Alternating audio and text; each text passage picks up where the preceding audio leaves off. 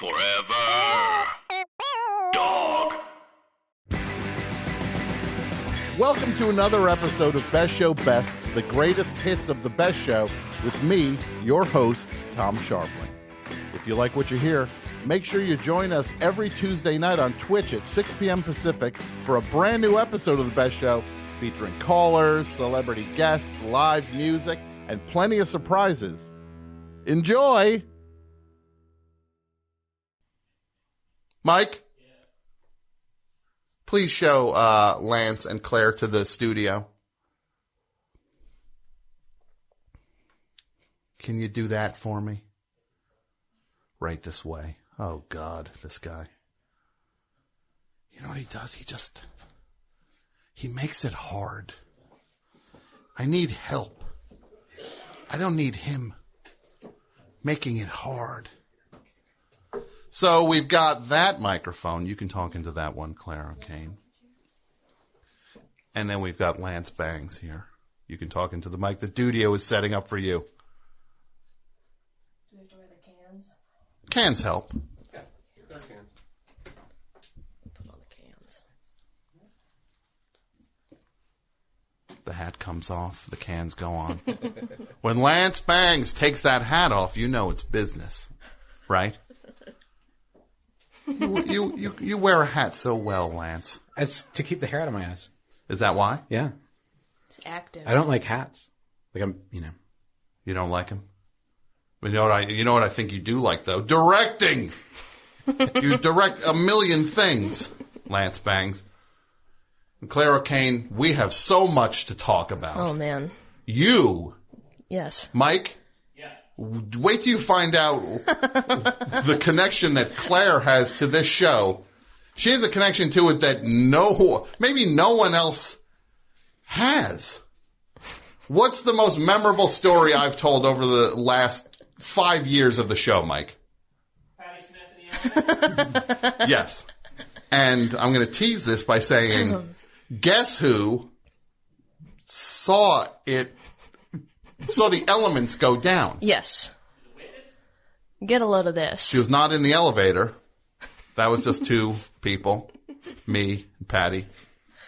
Humble pie, the spirit of humble pie. We will talk about this in a moment. But what I want to tell everybody, you two are joined together, two forces becoming Voltron-like now.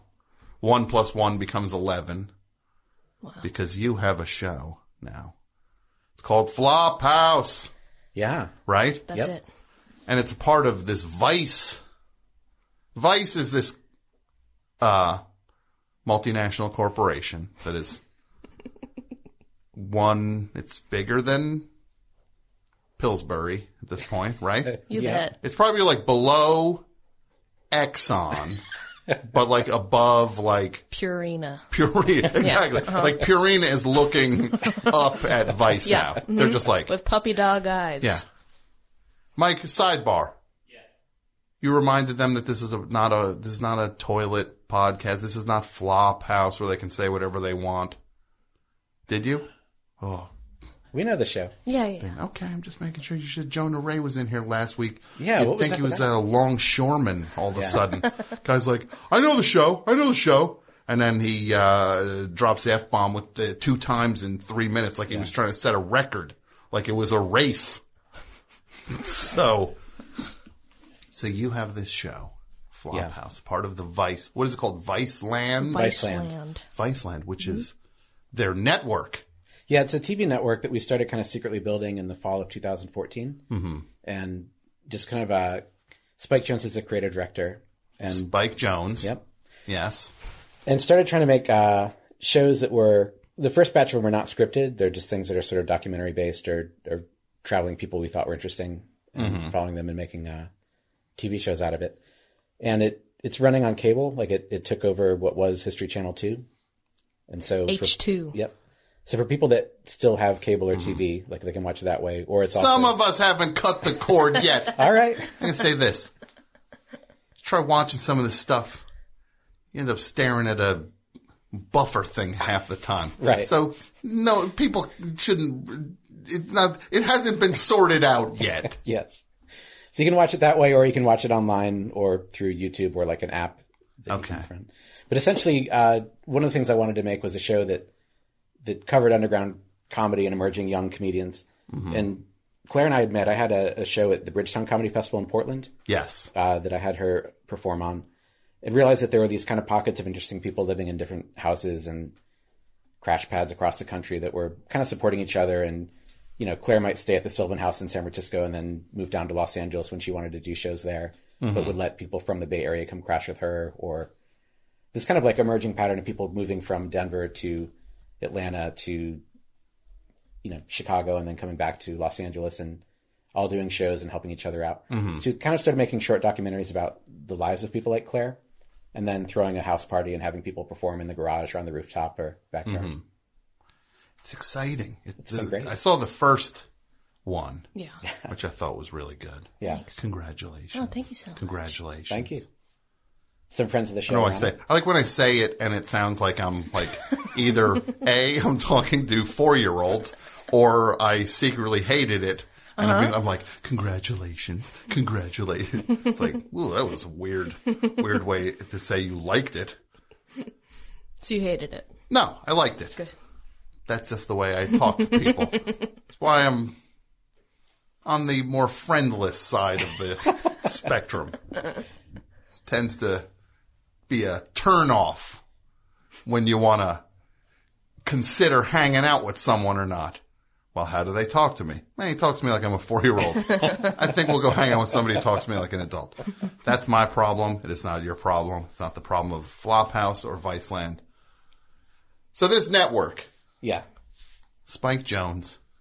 Lance Bangs. We tried to get you to do some stuff. No, you didn't. We tried to get you to do that thing where I'd sneak into the sporting events. And you never made time. I didn't make time. I said I couldn't. Wow. No, you wanted to go to like a football game or something. You ever go to a football game? Yeah, they're horrible. They're the worst thing ever. You go to like a baseball game or a basketball game, and it's like fun and well lit and like colorful and exciting, and you go to like a football game and it's just cold and just every degenerate is there. Just you can't see what's good. You have no idea what's going on the field. But it made for better conversations. That was the whole setup. Well, we couldn't. You asked John and I. Yeah. We couldn't make it happen schedule wise. We were all over the map at that point. You tell me you can't find a home. It's called Viceland, and 10 feet away, you've got AP Mike out there. Wow. You can't pair him with Spike Jonze. Think of him with Spike Jonze. That'd be amazing. What do you think Spike Jonze would make of AP Mike? We'd sort of go meet everyone at Masa's Tavern, follow them home, see Gritty, what their lives are like. real. Yeah.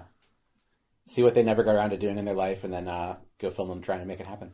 Just picture, I think Spike Jonze, he goes into Masses. He probably says, I went there a few weeks ago. Went in to say hi to Mike as I was passing by on a Sunday. And I go in, drink a seltzer water, and then leave. I tipped Mike $10. Not that I'm trying to rub that in Mike's face, but. And then I leave, and the people there say to Mike, "Who was that MFer?" That's all they start saying. Like, who was that guy? Oh, you mean the one who tipped for his drink? Yeah, that was not one of your kind. Someone who was appreciative and didn't outstay their welcome. Didn't nurse one drink till the end of time. Yeah, that was his name was Tom. But picture. Spike Jonze goes into Masses. I think there's a swirly in his future. Right? But wouldn't it be exciting if he bought one of his own movies in the Duane Reade parking lot? That would be great. Right? Like, Mike sells him a copy of Her. Well, first of all, Mike doesn't sell the movies. Did you bring in Her, though, Mike? What's that? Her? No, I actually saw that in the movie theater. Oh, you saw it in the theater. You didn't actually, for some reason I can picture a street copy of her floating through this studio at one point. So what else is on? What else? You've been doing this for almost a couple of years now, right? Yeah, sort of like late 2014 that we started. And then we started hiring more people like in early 2015 and running around and making a bunch of shows. Mm-hmm. There's another show called Party Legends where we probably also might have reached out to you or some of your friends to get stories that we would then animate. All this reaching out. Why am I not? Why is nobody's? You asked me to go to a football game. What? So what is it? It's people telling their best stories. Usually, funniest, wildest, weirdest stories, often with drinking or being out socially or things going wrong, or tour stories from bands or performance stories from comedians. Sure. And then pairing up with like interesting young animators and doing it through Starburns, Dan Harmon's animation company, and making these animated pieces for them. That's awesome. And all these things are starting to roll out. Yeah, the network just went on the air yesterday. Congratulations. The 29th. Thanks. That's fantastic. And Flophouse, a show that Claire's on, it runs on Thursday nights at 10:30. Mm-hmm. But if you wanted to go online, you could probably see it now. It's already up there on YouTube and on the website. Available. Yeah. Yes, it's out there. Right. Mm-hmm. People could torrent it. Yeah. Like I look at the young person and say the word torrent. Right? You guys torrent stuff, right? .wav file. Yeah, don't you like turn that into like a .wav file. Now you Lance Bangs. Yeah. You've directed so many things. I'm going to just name some of the things here. All sorts of stand-up specials.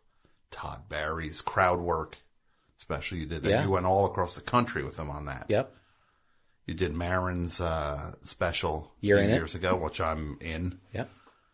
That was the day of the Boston Marathon Really? bombing. Yeah. Yes. Oh, man. And then that day, like the prep for a thing like that happens in the early afternoon. You guys were working. You guys were getting the Le Poisson Rouge ready for filming when the news came Correct. down. Yeah, when the news came through. Yeah. Because I was walking down the street in New York, and some guy said, he screamed out, they just blew up the marathon in Boston. Like, when news is like not coming in yet, you're not sure what it is. Some guy said on the street corner waiting across, he said, they just blew up the Boston Marathon. They just blew up the Boston Marathon and they're going to blow us up next. And then I was like, wait, oh boy, can't wait to watch that comedy show that's about to. And then Mark was like, what am I supposed to do with this now? Yeah. What am I supposed to talk about it or not talk about it? And he didn't talk about it, which I think was the right thing because you're doing a thing like that for not just for that night. It would have been hard to follow, I think, in a way. Somebody watching it 2 years later. Because it's all about content. That night, it was all everybody was thinking about. But context-wise, it would have been. 2 years later, it's like, what happened again with the thing? It would have killed the special. Yeah. And he also was on a tear that night. He was so good that night. I think the thing to do in that situation is to acknowledge it to the crowd, not in the context of the taping of the show, but to like as a human, you're all in the space together and you're all probably questioning whether you should have stuck around or bailed and gone back to be with someone. I think it's worth acknowledging and kind of addressing it before you go into the material. Yeah. But there's no right answer for any of that stuff.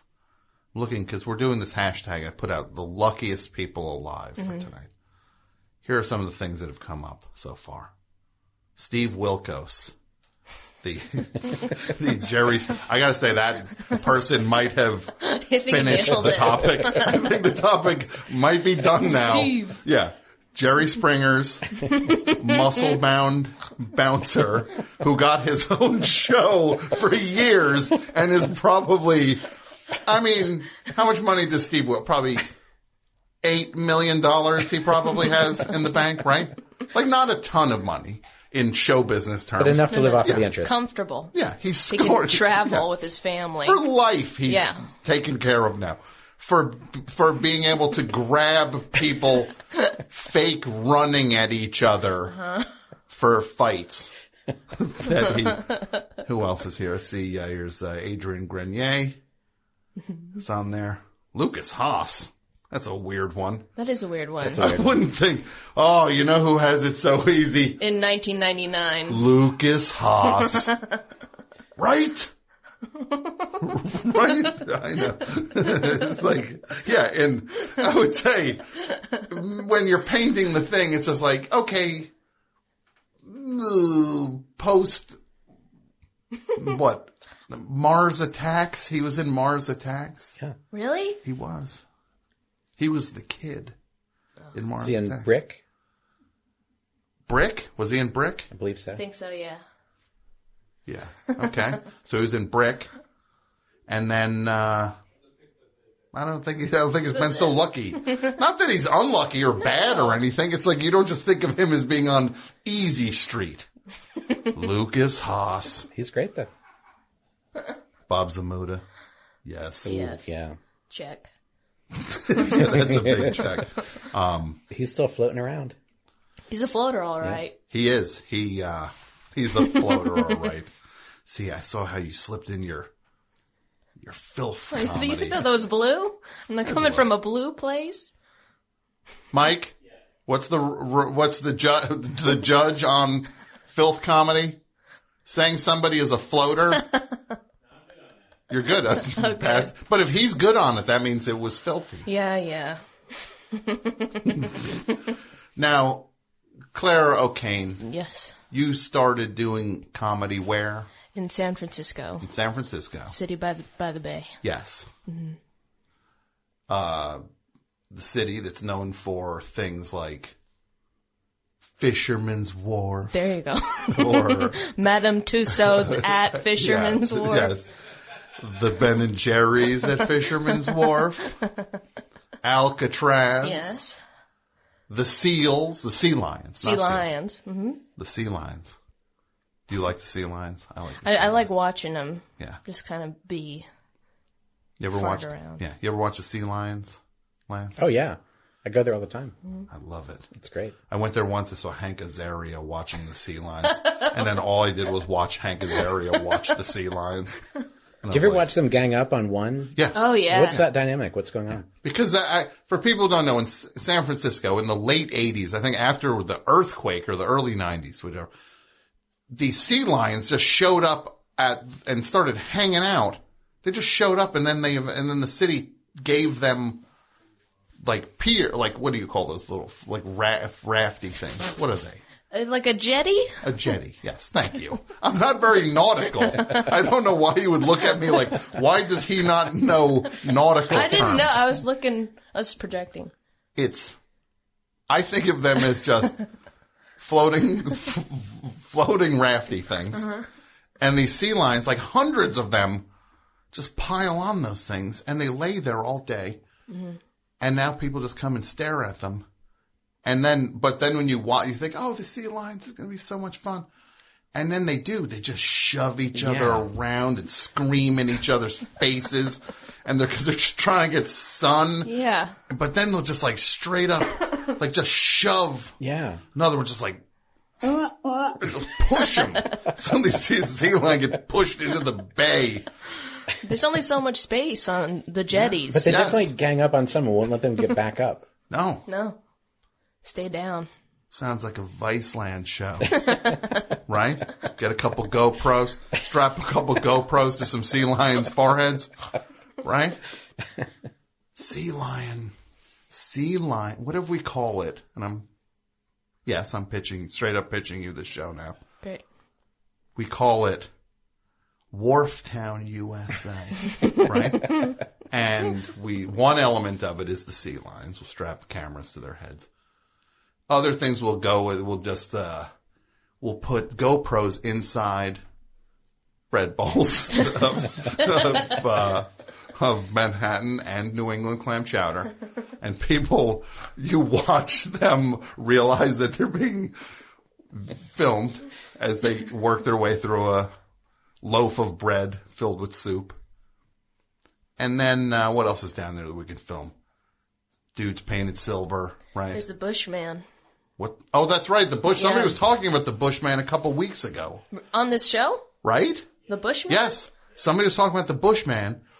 He was what? He was a dude who jumped out. He just had a couple of sticks in front of him, and he'd be just very, like, next to a trash can, where no one could see him coming up. But you see, people are surrounded, so there's a ruckus. But if you're not paying attention, you would just walk right past him, and then he spooks you out of nowhere. But then he like got thrashed or something, right? I think something bad happened to like him. he's not with us anymore. Maybe I don't know. They might have. Maybe rest in peace, Bushman. Maybe. Let's just say, rest in peace, Bushman. Prove us wrong. Right? Looking at this here. Who is this? The bassist from Coldplay. Somebody's saying luckiest people alive. I could see that. Yeah, that's up there. Coldplay bassist. I couldn't think of a Coldplay bass line to save my life. I'm trying to think. All I think of when I think of Coldplay is that one song that's like, Maybe the bass is boom, boom, boom. yeah, I picture. Maybe he's not even on it. No. It's just piano. It's like Chris Martin's like, all right, we'll do the bass later. And finally he's like, all right, let's just put this thing out. Like, thought we were going to do my bass part. It's number one. Just shut up. You're still getting paid for it. As long as you're wearing your weird patchy, those weird Sgt. Pepper, ripped up Sgt. Pepper jackets that they were wearing for a while. You ever notice when bands and musical, like David Bowie had like maybe, it's like people just like, David Bowie died, everybody got to look at the whole career and be like, oh my God, was my favorite person ever. And I'm one of those people. But then I also was just like, wow, there's like a good 12 years where he was the worst dressed rock artist. His Union Jack. Alexander long, McQueen, Union Jack. Those long coats. Mm-hmm. Orange hair. Yeah, and the ripped up clothes when he would wear like those. He wore a lot of ripped, kind of reconstituted clothes. It was like, looked like Oliver Twist chic. Like some version of that. So yeah, the bassist from Coldplay. Lars Ulrich. The dancing guy from Mighty Mighty Boss Tones. That's a really good one. That's a good one. I would say anybody in Mighty Mighty Boss Tones. Those dudes that's a pretty sweet run they've had. Yeah. That one song, that guy can't sing. You listen, it's like double tracked. He's still terrible singer. What did you do when all that ska stuff was coming through Central Jersey, North Jersey? A whole lot of nothing. I stayed away from that. It went right. It was huge in New Jersey. New Jersey was one of the biggest places for ska. Full of rude boys. Full of, I don't know if they were rude. They were just rude dudes. Yeah, rude dudes. Not even rude boys. Just rude dudes. Rude bras. So you skipped all those shows at the Court Tavern in City Gardens when that would all go on? I would go see other things there. I saw some good stuff at City Gardens. City Gardens. Imagine a giant black box. Yeah. Dropped from the sky into an industrial park in Trenton. Uh-huh. The scariest neighborhood ever. And then bands you want to see play there, but you're worried your car is not going to be there when you leave the venue. Right. Is what City Gardens was like. Like everybody played there and it was always terrifying. Just imagine that. It's awesome. Like the smell. Yeah. That place. Now I can. When I went there to the smell in Los Angeles, I was just like, oh, this is the first time I felt that City Gardens feeling in years. And it was like, this place, the funniest thing, the smell, it's just like, I was like, this place smells disgusting. And then it's like, yeah, it's called the smell. It smells in here. The City Gardens was like 3 times bigger than the smell. Oh, City Gardens was enormous. Yeah. Was it just one big room? It's one large room. There's a bar in the very back. Yes. They do some stuff in. And like Jon Stewart was a bartender there. James Murphy worked the door. Mm-hmm. It was just a crazy combination of characters and people. But on the whole, it was a huge room. Yeah. Yeah. That would have like Guar played there a lot. Sure. Like Guar considered City they were Gardens made like, regular. yeah, just like put a star next to that one on the tour itinerary. Like putting the tour together. Playing City Gardens, right? Odorous. Yongerous. I can't. So, San Francisco. Yes. Then you moved to Los Angeles. And I moved to L.A. But you and I, we met in Los Angeles the first time. We did. When it was at because you go to a museum in Los Angeles and it has to be about movies. Sure. Right? Only. Yeah. The Los Angeles, what is it? It's LACMA? LACMA. Yes. So naturally you go to LACMA and it's a thing about movies. But I can't say it's any different here when there was actually, for a really long time, Tim Burton had his thing, where it's just like, I tried to get into that. and you couldn't get in. Couldn't get in. Yeah. People are going cuckoo over Couldn't it. stare at his drawings of Edward Scissorhands. Yeah. It's like, there should be just a show business museum, right? Shouldn't there just be a show business museum? Definitely. So we met at that while we were, I saw you and I recognized you. and I was probably staring at his notebook or Sure. something through A scribble yes, through a piece of glass. yes. And I approached. And we talked and had a nice conversation. Yes. But then, that is just a mere bagatelle before the main symphony of the next time we met. The year is 2015, January 2015. The city is San Francisco. Japantown. Right before the Sketch Fest. I'm in town doing the tribute to Scharpling and Worcester. You're at the hotel in the lobby and you say, hey, how are you? And we talked and you said you were doing a show that night and we had a nice conversation, right? But then what happened? We're sitting in the lobby. Yeah. We kind of look over and you say, that's Patti Smith. And I say, wow, that's amazing. Yeah. You're like, I saw her earlier. I just keep seeing her. The worst feeling ever. I keep seeing her. And I say, oh, that's great. This And she feels- walks out. She was playing at the Fillmore. Mm-hmm. And then Yeah. we parted ways. Yeah. It was an exciting moment. Yeah. And then I went into the elevator with her. That day?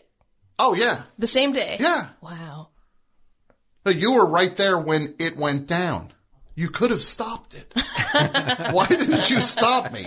I had a feeling something would go wrong. You could have spared me the indignity of getting dragged into the story that will never, I will never shake that story. How often do you think about it? How often do I think about it? Mm-hmm. What triggers it? I don't mind it when I think about it in my own mind, and I'm just like, and there's times I'll actually think about Patti Smith and forget that I have this, that this is what this is what I'm now apparently supposed to think of when I think of Patti Smith. I guess when somebody comes up to me and they just say like, oh my God, that Patti Smith thing was so stupid. Like when they're just like taking such glee in how embarrassing it is I'll just be like, oh, you're right. But then I end up feeling like, all right, it could happen to anybody. Yeah. Right? It's totally relatable. I don't know if anybody would bring up humble pie. I think that's that's on you. But it's all on me. I bear the 100% of the burden of it. It's a great story. But it's like everybody has a thing like that. Lance, you must have a thing where you met somebody and put your foot in your mouth. Yeah, for sure. What's one that comes to mind? You don't have to tell the whole thing. Just say the name. It was Patti Smith related. It was, in 1995, she started doing public performances again a little bit. And, Lucas Haas was around, come to think of it. Yes. He was hanging out with Lucky Lewis. Michael Stipe. Okay. And Michael was going to go tag along on the tour that she did opening for Bob Dylan. Did like a string of dates in Philadelphia at the Electric Factory, and then kind of from New York and all down the East Coast. And so Michael tagged along to take photographs, and I was traveling with him and then drove him down the rest of the way to Athens, where we both lived at the time. And I think Michael had met Dylan before, but I hadn't met him and was nervous about what to say or how to interact with him. And people kind of kept away from him, like all the kind of concert promoter worker people had a sense of like, don't get in his way or mess with him or whatever.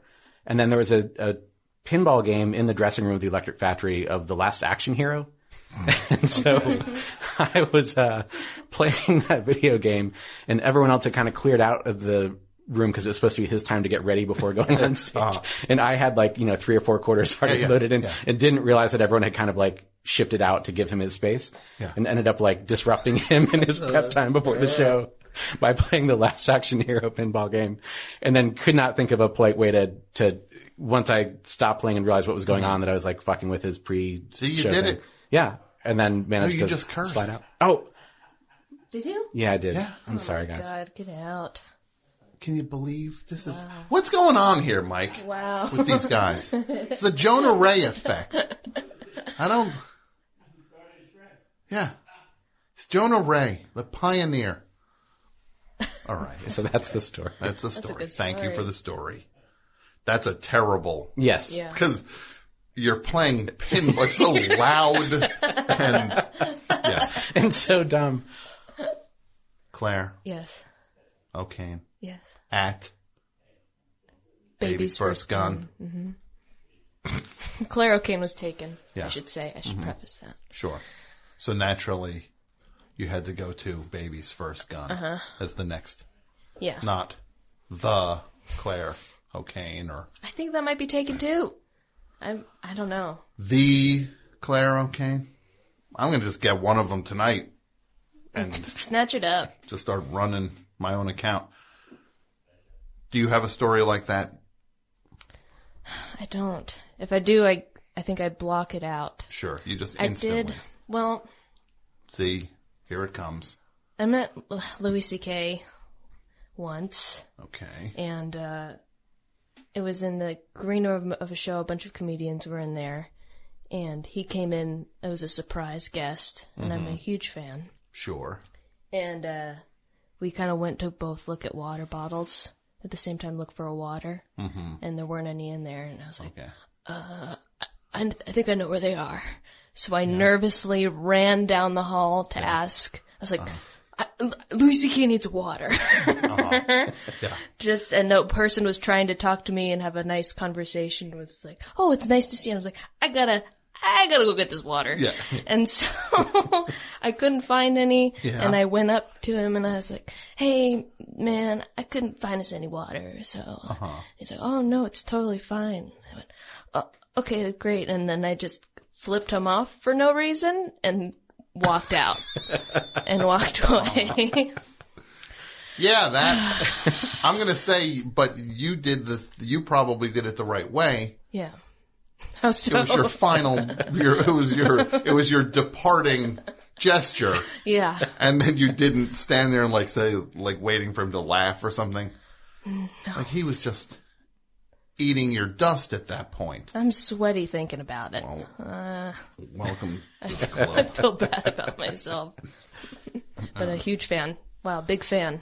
Yes. What if I had done something terrible to you at that museum? I think I was nervous about that too, but I think I kept my cool. I was a fan then too. Well, I was nervous at that museum because I stole his notebooks.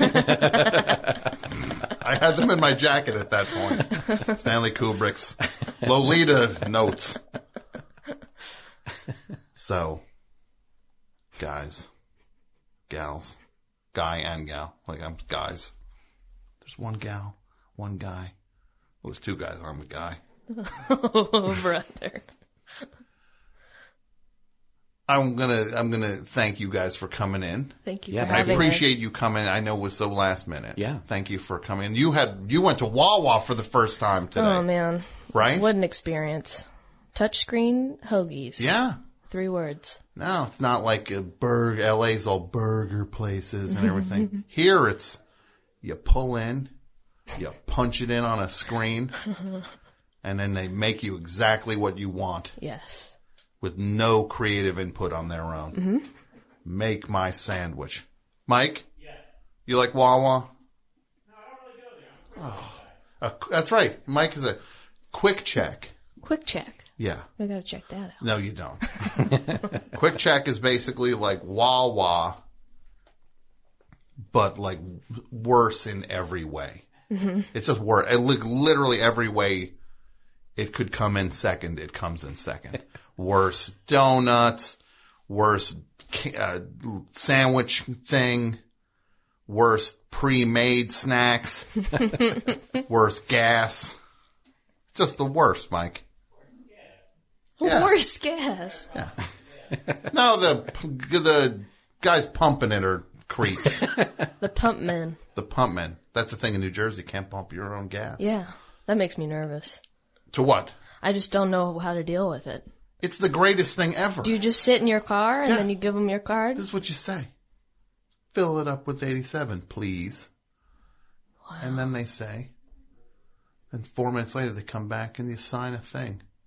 It's the greatest. Your hands don't smell like gasoline.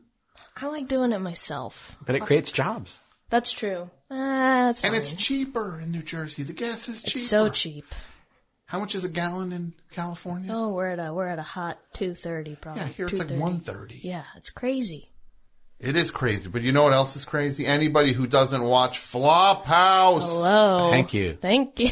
Now again, where do people see this show Flophouse, which is this narrative stand-up variety reality show, docu-show? It's on television. It's what used to be Channel H2 is now Viceland. So Yes. all the major, DirecTV, Dish Network, Time Warner, all those have it. And then if you don't have cable, you can watch it online at Viceland.com. And then there's also an app that you can use on like Roku or Apple TV or your Android phone or iPhone. It's like a Viceland app. Okay. So it's out there. And there's all sorts of shows coming up. Yeah. This is my last pitch, Lance Bangs, executive at Viceland. Picture AP Mike. It's a show called Mike and Spike Do America. Oh my God. Right? And they're on like, what should they be driving? What should they be driving in? A dune buggy? An old bookmobile bus. Yeah. Yeah. Right? Yeah. An old bookmobile bus. Oh my God. Something where the back opens with 2 doors.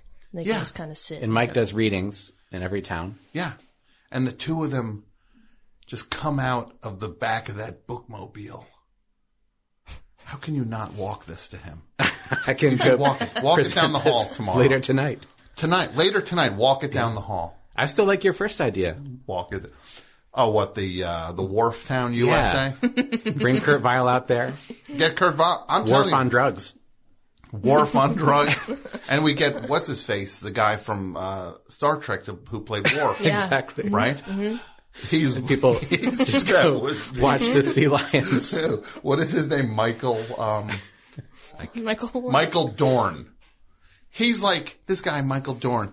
He's like currently, correct me if I'm wrong. I'm pretty sure I'm right about this one though. With no claim to the character, he like currently still like does like Wharf stuff online. It's just like, you realize we hired you to play Wharf. You don't have control of Wharf. Like you don't get to like keep figuring out what Wharf is up to now and all that stuff. Just like, but I think he's still like kind of, but he'd be, what if we call it Wharf It Up, right? And he's like, hello everybody, it's me, Michael Dorn. Welcome to the Fisherman's Wharf.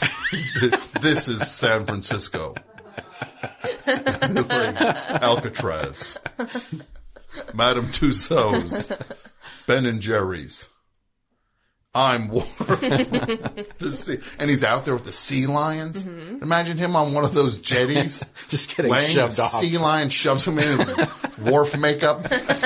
Just coming off in the Mike? And Mike would be out there on a jetty. Him and Spike Jones out on the jetty. I'm telling you, you just got to get Mike and Spike Jones. Wild Things 2, right? Picture Mike as one of the Wild Things.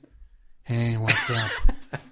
I'm where the wild things are. The crack of a Coors Light inside the costume. Yes. It's the only animal drinking. Yeah, this 11-foot high costume. And you just know he's filling the top 4 feet of it with just Coors Light. You're not working the eyes too good there, Mike. You good? What? All right, enough of picking on Mike. Thank you guys for coming thanks by. for having us in. Thank you for having us. Of course. Clare O'Kane and Lance Bangs. The Best Show is produced in partnership with the Forever Dog Podcast Network. The show is hosted by Tom Scharpling and features John Worster, Michael Lisk, Jason Gore, and Pat Byrne. The show is produced and written by Jason Gore, Pat Byrne, Michael Lisk, Brett Davis, John Worster, and Tom Scharpling. The Best Show is executive produced by Tom Scharpling, Brett Boehm, Joe Cilio, and Alex Ramsey. Co-executive produced by Jason Gore and Pat Byrne. Segment producer Michael Lisk. The show is engineered and mastered by Andrew Gleason and Wesley Knapp. Graphic design, video editing, and social media by Brett Davis. Website and technical support by Martine Sellis. And the show is recorded at Forever Dog Studios in Los Angeles. Support The Best Show on Patreon over at patreon.com/TheBestShow, and follow us on YouTube, Twitter, Instagram, and TikTok at Best Show 4 Life. That's Best Show number 4 Life. Thanks for listening, and we'll see you next week.